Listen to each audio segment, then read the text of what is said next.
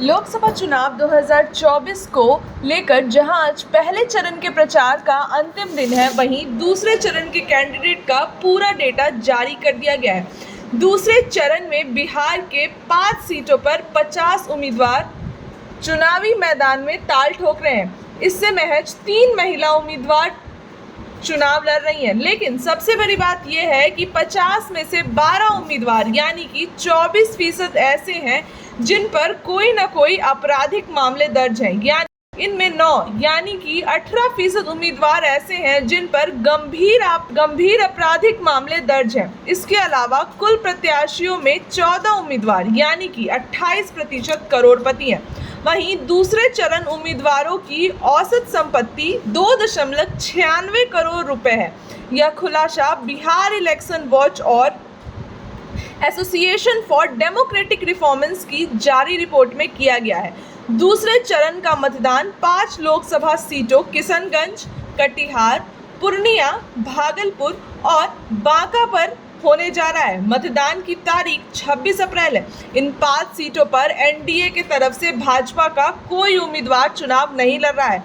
दूसरे चरण के लिए उम्मीदवारों ने जो चुनावी हलफनामा दायर किया है, उसके अनुसार यह जानकारी सामने आई है कि जदयू के 2 उम्मीदवार पर आपराधिक मामले दर्ज हैं, जबकि इनमें एक पर गंभीर आपराधिक मामले दर्ज हैं, जबकि राजद और कांग्रेस से एक उम्मीदवारों पर आपराधिक मामले दर्ज हैं। इनमें जदयू के मुजाहिद आलम व दुलाल चंद गोस्वामी, राजद की बीमा भारती, कांग्रेस के अजीत शर्मा, एआईएम के अख्तरुल इमान के नाम शामिल हैं। सबसे अधिक 41 मामले पूर्णिया के निर्दलीय प्रत्याशी पप्पू यादव पर दर्ज हैं।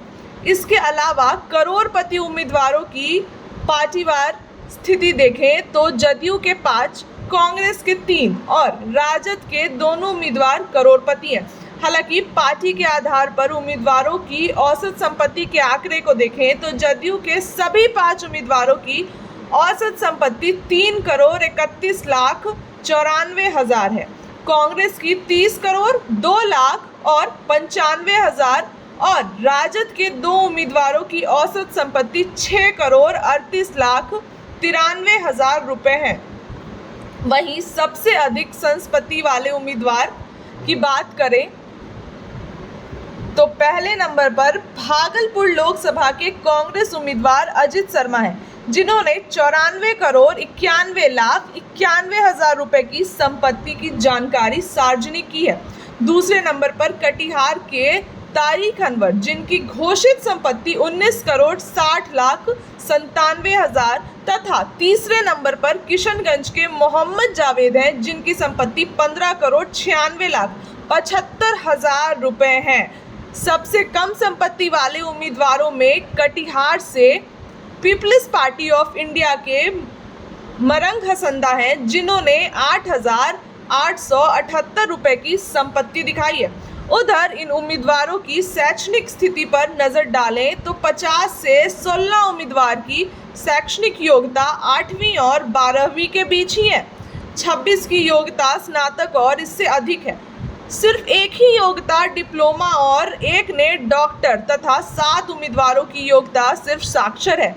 इसके अलावा सिर्फ 3 उम्मीदवारों की आयु 25 से 30 वर्ष के बीच है, 9 की 31 से 40 वर्ष और 20 की 41 से 50 वर्ष के बीच है। Bureau report, news paper live, Patna.